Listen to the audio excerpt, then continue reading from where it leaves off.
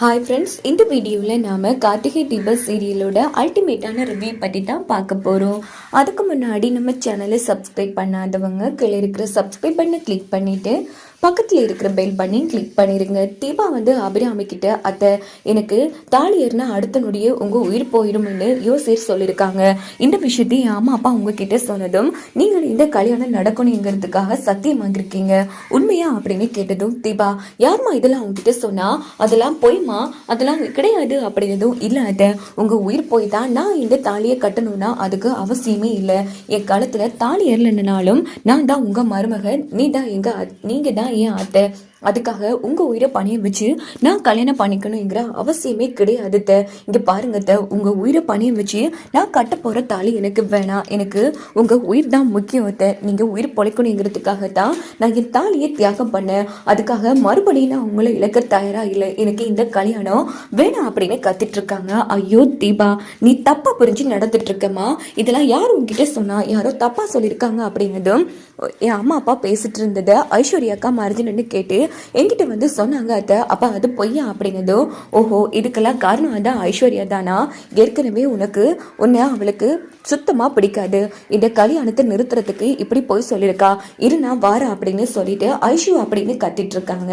அப்பன்னு பார்த்து தர்மலிங்கம் ஐயாவும் ஜானகி வராங்க. சொல்லுங்க அத்தை, இங்க பாரு என் கழுத்துல தீபா கழுத்துல தாலி ஏறினா அடுத்த நொடியே நான் இறந்து போயிடுவேன்னு தீபாவோட அம்மா அப்பா பேசினதா நீ தீபா கிட்ட சொல்லியிருக்க, எதுக்காக இப்படி ஒரு பொய் சொன்ன? அதை நான் பொய் சொல்ல வேண்டிய அவசியமே கிடையாது, இவங்க ரெண்டு பேரும் பேசினதை நான் என் காதால கேட்டேன் அப்படின்னதும் சமந்தி நீங்க அப்படி பேசுனீங்களா அப்படின்னு அபிராமி கண்ணை காமிச்சு கேட்டதும், என்ன சமந்தி இந்த பொண்ணு இப்படி பேசிட்டு இருக்காங்க, நாங்க அப்படி ஒன்றும் பேசவும் இல்லை யோசிர பார்க்கவும் இல்லை அப்படின்னதும், அப்பா உண்மையே சொல்லுங்கப்பா, உண்மையிலே நீங்க யோசிர பார்க்க இல்லையா அப்படின்னது, என்னமா தீபா இப்படி பேசிட்டு இங்க பாருமா, அந்த பொண்ணுக்கு ஏற்கனவே உன்னை கண்டாலே பிடிக்காது, அதனாலதான் இப்படி போய் சொல்லிட்டு இருக்கா, நாங்க பேசினது உண்மைதான், ஆனா நாங்க இது சம்பந்தமா பேசவே இல்லைமா, எப்படியோ கல்யாணம் நல்லபடியா நடக்கணும், நம்ம யோசியரும் நல்லபடியா நடக்கும்னு சொல்லியிருக்காருன்னு தான் பேசணுமே தவிர நாங்க இப்படி ஒரு வார்த்தை பேசவே இல்லையா அப்படின்னு ஜானகி தர்மலிங்கமையாவும் நடிச்சிட்டு இருக்காங்க. இதை கட்டு தீபா அதிர்ச்சி ஆறாங்க. இங்க பாருமா தீபா, இந்த கல்யாணத்தை நிறுத்துறதுக்காக இந்த பேச்சுகள் வரும், அதெல்லாம் நம்பிட்டு ஏமா இப்படி அவசரப்படுற, அதெல்லாம் ஒன்றும் கிடையாது அப்படின்னதும் உடனே நம்ம தீபா அத்தை என்ன மன்னிச்சிடுங்க, ஐஸ்வர்யாக்கா இப்படி சொல்ல போய் நானும் உங்ககிட்ட கேட்க வேண்டியதாயிடுச்சு, அப்பா நீங்களும் மன்னிச்சிடுங்கப்பா அப்படின்னது. ஏமா தீபா இதை நாங்க பெருசா எடுத்துக்கலமா, நீ இதை விட்டுரு அப்படின்னு நம்ம தர்மலிங்கம் ஐயா சொன்னதும் தீபா கோவப்பட்டு, இங்க பாருங்கக்கா தேவையில்லாம இப்படி எல்லாம் பண்ணிட்டு இருக்கிற வேற வச்சுக்காதீங்க அப்படின்னதும், ஐஷோ இங்கிறது கிளம்பு, ஒழுங்கா உன் வேலையை மட்டும் பாரு அப்படின்னு நம்ம அபிராமியை திட்டி அனுப்பிடுறாங்க. அதுக்கப்புறமா சமந்தி என்ன சமந்தி இப்படி எல்லாம் அவங்க காதுல படுற மாதிரி பேசாதீங்க அப்படின்னு அபிராமி சொன்னதும், இன்னைக்கு உங்க புடவையில தீப்பிடிச்சது எங்களுக்கு அவசகுணமா தெரிஞ்சுக்கு சம்மந்தி, அதான் ஜானகி பயந்துட்டேன் அப்படின்னதும், சரி அதெல்லாம் ஒண்ணும் கிடையாது, நல்லபடியா தீபா கல்யாணம் நடக்கணும், அதான் ஏன் ஆசை, இப்படி நீ பேசாதீங்க அப்படின்னு சொல்லிட்டு நம்ம அபிராமி அங்கிருந்து போயிடுறாங்க. மறுநாள் காலையில பார்த்தோம்னா ஒட்டுமொத்த பேரும் வெயிட் பண்ணிட்டு இருக்காங்க. யாருக்குன்னா நம்ம ரம்யாவோட மாப்பிள்ளைக்காக.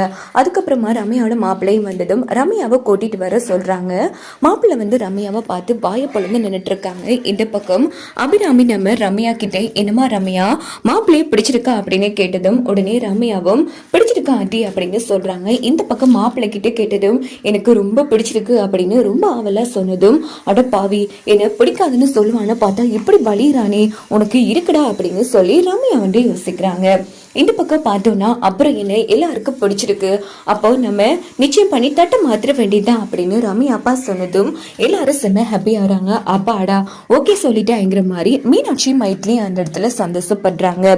இந்த பக்கம் பார்த்தோம்னா ஆண்டி ஒரு ரிக்வெஸ்ட் அப்படின்னு சொன்னதும், சொல்லுமா ரம்யா என்ன விஷயம் அப்படின்னு அபிராமி கேக்குறாங்க. இல்ல ஆண்டி நீங்களே இப்போதான் உடம்பு சரியாகி வீட்டுக்கு வந்திருக்கீங்க, இப்போ தீபா கார்த்தியோட கல்யாண வேலை வேற நடந்துட்டு இருக்கு, அதனால தீபா கார்த்தியோட கல்யாணம் முடிச்சது அப்புறமா என்னோட கல்யாணத்தை வச்சுக்கலாம் ஆண்டி, ஏன்னா உங்க ஹெல்த் பாதிக்கப்படும் அப்படின்னதும் உடனே நம்ம அபிராமியும் சரிதாமா நீ சொல்றது எனக்கு சரிதான், அப்புறம் என்ன தீபா கார்த்தி கல்யாணம் முடிச்ச கையோட ரம்யாவுக்கும் மாப்பிள்ளைக்கும் கல்யாணம் பண்ணி வச்சிடலாம் அப்படின்னதும் உடனே அந்த இடத்துல மாப்பிள்ளை ரமேஷ் யோசிக்கிறாங்கன்னா அப்பதான் நாமளும் பொண்ணு காதலிக்கலாம் அப்படின்னு யோசிக்கிறாங்க. அதுக்கப்புறமா நல்லபடியா தட்டெல்லாம் மாத்தி முடிச்சதும் ரம்யா மாப்பிள்ளையை பார்த்து செம்மையா முறைக்கிறாங்க அந்த இடத்துல. இன்னொரு பக்கம் ரம்யா நேரா ரியா கிட்ட போய் நடந்த எல்லா விஷயத்தையும் சொன்னதும் ரியா வந்து அந்த இடத்துல அதிர்ச்சி ஆறாங்க. என்ன இவன் இப்படி பண்ணிட்டான், ஒருவேளை இவனும் கார்த்தியோட செட்டப்பா இருக்குமோ? சேச்சே, அதுக்கு வாய்ப்பே இல்லை. இவன் பொண்ணை காணாதவன் மாதிரி என்னை பார்த்ததும் அப்படி வணிச்சான். இல்ல ஒருவேளை நடிக்கானோன்னு நினைச்சேன், ஆனா கடைசியில பிடிக்கும்னு சொல்லி என்ன கழுத்து அறுத்துட்டா ரியா. இப்ப நான் என்னதான் பண்றது? சரி சரி ரம்யா, டென்ஷன் ஆகாது. இப்போ என்ன ஆச்சு நீ டென்ஷன் ஆகுற? இந்த தீபா கார்த்தியோட கல்யாணத்துக்கு அப்புறமா தான் உன் கல்யாணம் நடக்கும்னு சொல்லியிருக்காங்க. அப்படி பார்த்தா முன்கூட்டியே நடக்க போறது தீபா கார்த்தி கல்யாணம் கிடையாது, ரம்யா கார்த்தி கல்யாணம். அப்படி இருக்கும்போது நீ எதுக்கு பயப்படுற அப்படின்னதும், ஆமால இந்த விஷயம் மண்டையில வரல பாரு. ஆமா ரியா, அதுக்குள்ள அந்த ரமேஷனா ஏதாச்சும் பண்ணணும். ஏன்னா அவன் எதுவும் இடக்கு முடக்கா பண்ணிட்டானா கடைசியில கார்த்தி இதுக்கு கிடைக்க மாட்டாரு அப்படின்னு ரம்யா வந்து கத்திட்டு இருக்காங்க. இந்த பக்கம் பார்த்தோம்னா ரமேஷ் வந்து நேரா ரம்யா வீட்டுக்கே வந்துடுறாங்க. ரம்யா வீட்டுக்குல அபிராமி வீட்டுக்கே வந்துடுறாங்க. என்ன ஆச்சுப்பா, என்ன திடீர்னு வந்திருக்க அப்படின்னதும், இல்ல ஆண்டி, அதான் நிச்சயம் பண்ணி முடிச்சாச்சு, அதான் என் வருங்கால மனைவி ரம்யாவை பார்க்கலான்னு வந்தா அப்படின்னதும், அதுக்கு என்னப்பா, தாராளமா பார்க்கலாம், பேசலாம், வெளியிடங்களுக்கு கூட்டிட்டு போகலாம் நீ அப்படின்னதும் உடனே ரமேஷ் வந்து செம ஹாப்பியாகிறாங்க. அப்பன்னு பார்த்து அபிராமி ரம்யாவை கூப்பிடுறாங்க. ரம்யாவும் வந்துடுறாங்க. கார்த்தியும் அந்த இடத்துல நிற்காங்க.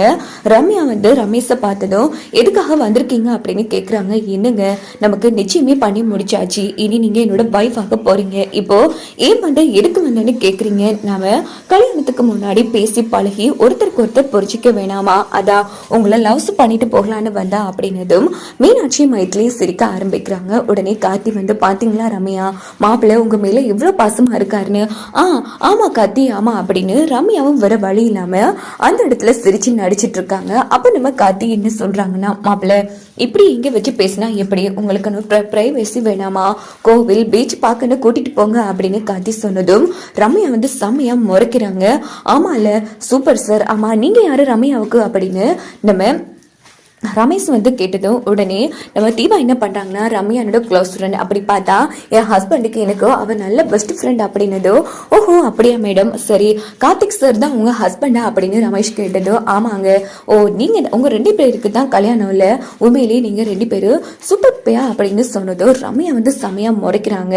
இந்த பக்கம் பார்த்தோம்னா தீபா, இங்க பாரு அம்மோ, உனக்கும் அவருக்கும் ஒரு புரிதல் வேணாமா? அவரு ஆசைப்படுற மாதிரி கோவில் பீச் பார்க்கன்னு அவர் கூட போயிட்டு வா அப்படின்னதோ, இல்ல தீபா எனக்கு ஒரு முக்கியமான மீட்டிங் இருக்கு, நான் மீட்டிங் போயே ஆகணும். இது பாரு, மீட்டிங் அதெல்லாம் அப்புறமா பாத்துக்கலாம், இப்போ உனக்கு மீட்டிங் பிசினஸ் தானா, இப்போ நீ போறியா இல்லையா, எங்க பாத்துட்டு இருக்கீங்க சொல்லுங்க அப்படின்னு தீபா சொன்னதோ, அதானே, இங்க பாருங்க ரம்யா போயிட்டு வாங்க அப்படின்னு கார்த்தி சொன்னதும் உடனே அபிராமி என்ன சொல்றாங்கன்னா, இங்க பாருப்பா, ஃபர்ஸ்ட் டே போறதுக்கு ரம்யா வந்து கூச்சப்படுறாளே என்னவோ, தீபா நீங்களும் வருங்கால கணவன் மனைவி ஆக போறீங்க, ஏன் நீங்க போக வேணாமா? இங்க பாருங்க, நம்ம ரம்யா ரமேஷ் ஜோடி கூட சேர்ந்து நீயும் கார்த்தியும் போயிட்டு வாமா அப்படின்னதும் தீபா வந்து செம்ம ஹாப்பியாகிறாங்க. இதான் வாய்ப்பு அப்படின்னு சொல்லிட்டு நம்ம தீபாவும் அதான் அத்தையே சொல்றாங்கல்ல வாங்க போகலாம் அப்படின்னு சொல்லிட்டு, ஐயோ நீங்க வேற அப்படின்னு சொல்லிட்டு கார்த்தி தீபா ஒரு ஜோடி இங்கால நம்ம ரம்யாவும் ரமேஷும் கிளம்புறாங்க. ஐயோ கார்த்தி பக்கத்துல நான் இருக்க வேண்டியது, இது எங்க இருந்தவன் வந்து என்னோட லைஃபை இப்படி கெடுத்துட்டு இருக்கானே அப்படின்னு ரம்யா வந்து செம்ம டென்ஷன் ஆகுறாங்க.